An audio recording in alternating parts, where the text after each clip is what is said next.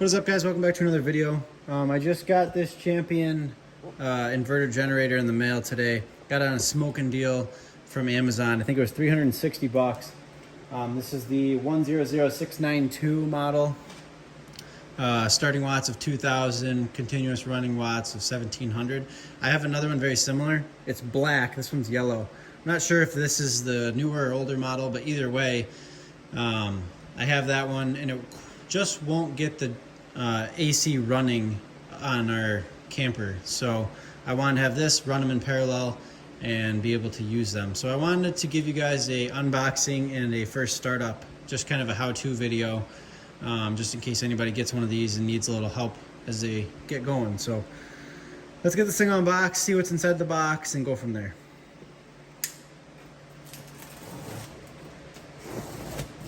Got my favorite folding razor knife, Fiskars Pro. Thing cuts through everything like butter. So we got a cord here. Looks like a handle. Here's a funnel. That's always good to see. Comes with engine oil, which I think you have to run it for a little while when you first get it. So probably gonna have to change this. I think you run it for a few hours and then change this. So it's nice it comes with it, but you're gonna have to go buy more anyways. But I guess I shouldn't say that until I know more. Good styrofoam. Give me 1 minute and I'm gonna yank this thing out of the box. It's all that seems like it's left in there. So I'll be right back. This unit actually feels pretty solid. So this is how it comes right out of the box. You just pull it out, it's already assembled. This quick start guide and documentation was attached to it. I already cut it off, so it's just hanging on the handle. But I'm gonna open this up, I'm gonna skim through it, see what we need to do, and then I will give you guys a little how-to of how to get this thing running. So I'm just gonna drill right down through the instructions and we'll go through them together. Take the generator out of the box, consider that done. Add oil. It looks like it's on the other side of the unit, so I'm going to spin it around. And I think they make this thing pretty foolproof. Spin it around. You don't even need tools to get to this to do the oil change. You just turn these two tabs, quarter turn. They show an unlock button there, or an unlock little icon there. Take this right off. You don't need to have this on there for this. And as you can see right here, notice no oil in unit. It's warning you to not run this thing. There's no oil in it, so we don't want to seize the motor. So take this little tag off. We'll take this out, and I'm going to get this set up to pour in the 16.9 ounces of motor oil. So I got you guys just zoomed in just so you can see. It's got a screw-in cap that gives you access to a dipstick. This is where the oil is going to be going. This actually comes with the correct amount of oil. So really all we're going to do here is open this up. Zoom you guys back out. Open this up. What I like to do is just poke a small hole in the front so I can control the pour, and then just a slight one in the back just to vent the air out. There you go, ripping the whole thing. This isn't a huge deal. Just go slow with it. Put your funnel in, which is nice that it comes with this funnel. It's a big improvement over the other one I had. It didn't come with a funnel. And we're just going to slowly fill this up. Hopefully you can see that.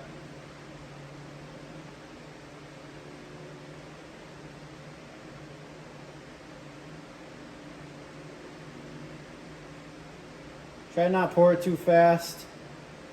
If you pour it too quickly, that's such a small diameter funnel there that it could end up flowing back out the back side of this. So this takes a good amount of oil.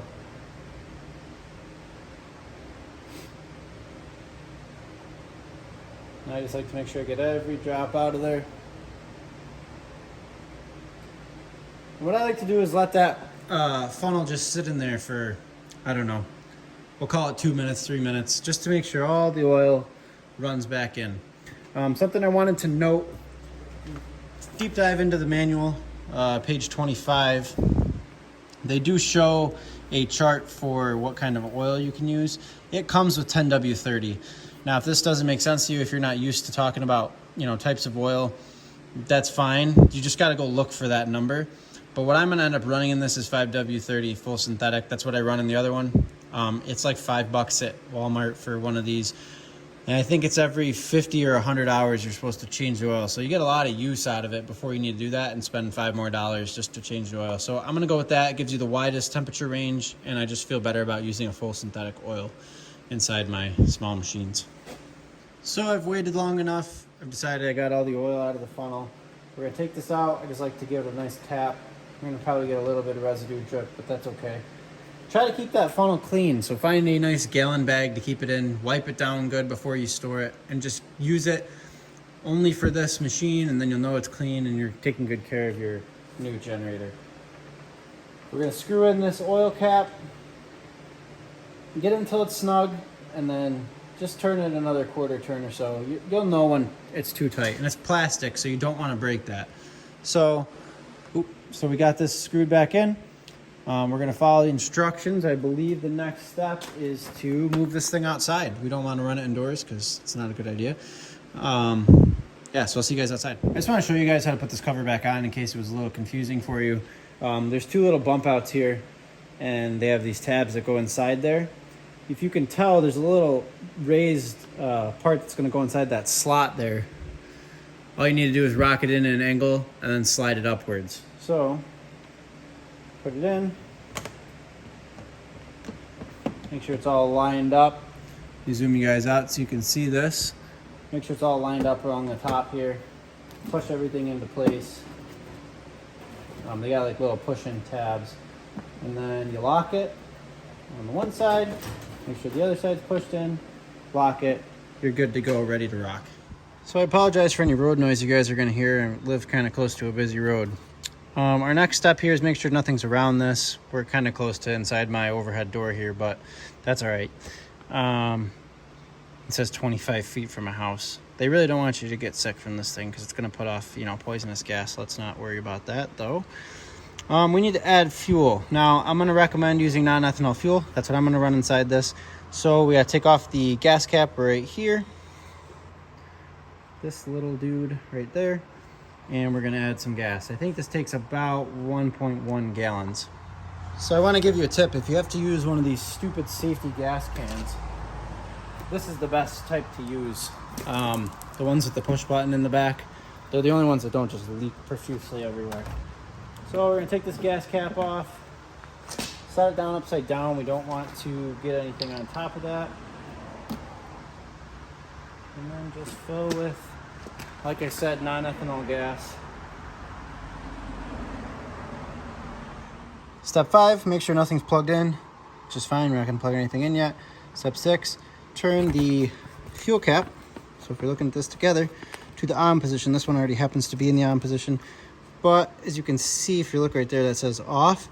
That basically keeps it from venting. So it's going to make it really hard for that to gravity feed the generator if it's not letting air out the top.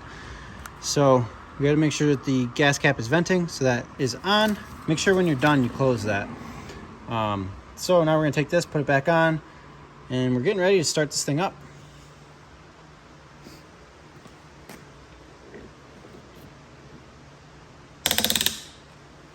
Make sure you wait until you hear that ratcheting sound.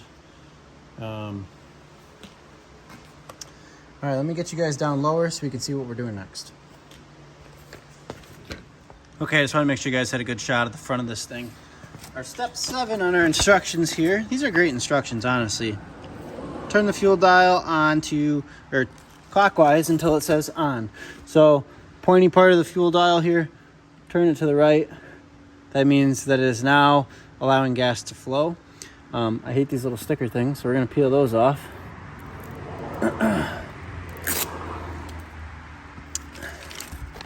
Okay, step 8, pull the choke. This basically adds a little extra fuel, helps it get going. Now we're about to pull the thing to start. Once we hear it started and get running, push the choke back in and let it run.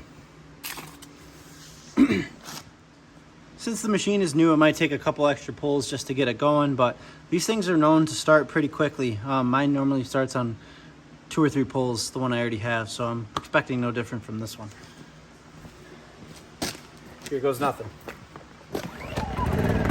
first pull. And then we let that go. We want to make sure it's not in eco mode, let it run. So, you didn't see what I did there because it was a little far away. There's a button right there that says eco mode, and it was clicked into that. So now, just let it run. And it's humming along, nice and quiet. I do believe that it wants you to run the thing under a brief load for a few hours. I'll check back in and then we'll wrap this video up. So hopefully you're still with us, because in the quick start guide that does not include this part, there's a notice right here. The first 5 hours of runtime are break-in period for the unit. During the break-in period, stay at or below 50% of the running watt max. Vary the load occasionally to allow stator windings to heat and cool. Basically, we need to break it in for 5 hours and then change the oil.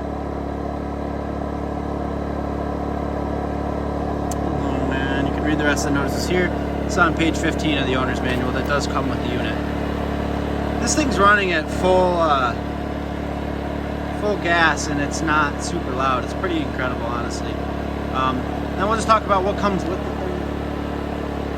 You get this 12 volt cable here, which, you know, for me is not really going to be super useful right away, but if I do decide to build up a solar deal, it'll be nice to have this that I can then clip right onto my batteries and charge the batteries. So there is a 12 volt socket on this right there, and it also comes with, this is pretty slick, because it is an inverter generator, it's safe for electronics, and it comes with a 2 USB cigarette adapters, so that's pretty sweet too. So I'm gonna let this run.